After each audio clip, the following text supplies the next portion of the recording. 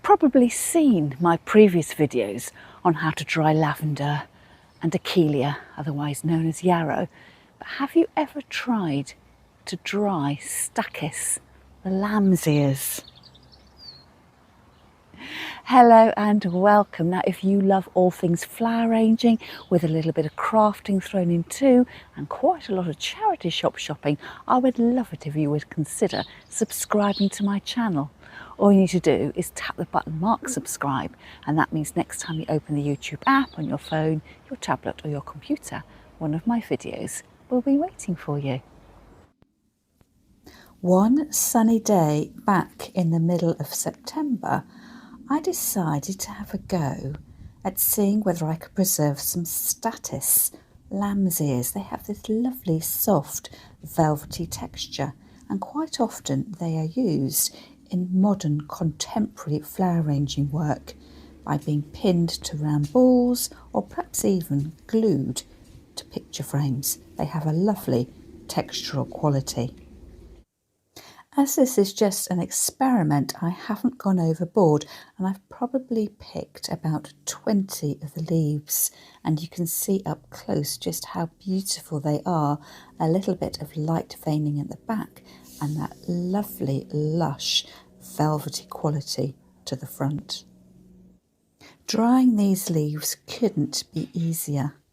Now you'll notice I picked them on a hot sunny day. There was no moisture around, no rainfall, no dew.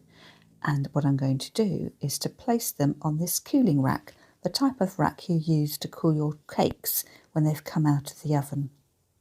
Having done a little bit of research, I found out that it's recommended that you put your leaves face down to try and stop them curling.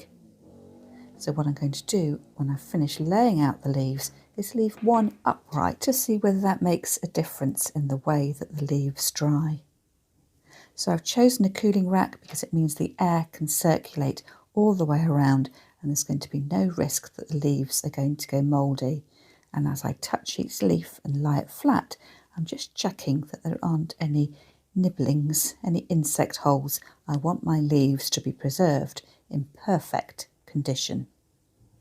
So here goes, I'm flipping one of the leaves over to see whether that makes a difference to the way that it dries. We'll have to wait and see what happens in the next couple of weeks. Whatever plant material you decide to dry, you need to make sure you dry it out of direct sunlight. You don't want any fading to occur. So I'm putting my leaves on the worktop in my workshop in our converted garage, and I'll leave them there for a couple of weeks to see how they get on. And it's 3 weeks later. Now is the moment of truth.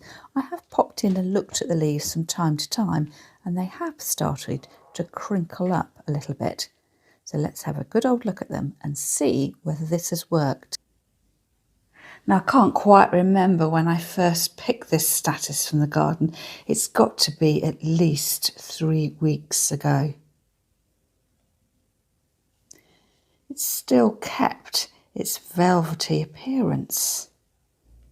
When I checked up on them a few days ago, I was a bit disappointed that they seemed to be so crinkled. And placing them upside down on my cooling rack didn't keep them flat, but I wonder whether, with a little bit of stroking, I can reshape them.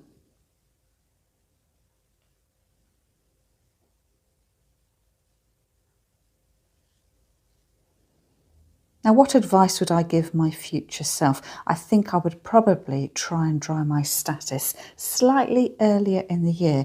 Ever since I've picked this, we've had some very cold, wet weather.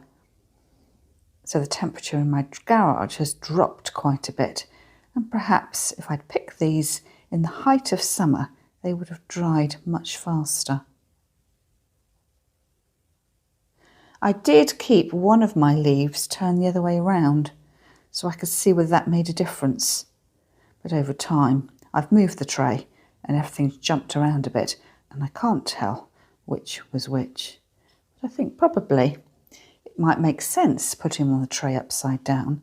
And it does seem to be you can reshape them a little bit by gently stroking them once they're dried. I ordered a box of Stachys leaves a few years ago when I was teaching my Zoom flower classes during lockdown. I have got a couple of leaves left from the box I bought, so it would be interesting to see whether my homegrown, home preserved, home dried Stachys leaves are as good as the commercially bought ones. Well, let's have a look. Oh, I will say, I did buy these 2 or 3 years ago. They're looking slightly more crumpled than I remembered them. That soft, downy texture. So reminiscent of little lamb's ears. I was quite shocked by the colour. That was my sharp intake of breath. These seem to have taken on a slightly khaki green. I don't know whether they were like that now when I originally bought them, or whether that's just a sign that they've aged over time.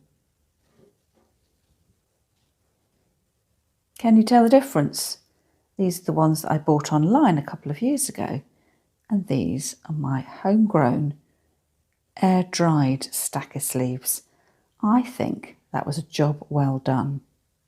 I will say though, that I bought these in a box of 100, and if you're going to be using them in your flower arrangements, it's probably best to grade your leaves, to try and collect leaves that are all a similar shape, and that means when you come to use them, they'll be more practical. And how do you use these leaves? Well, they're normally used in modern or contemporary design work.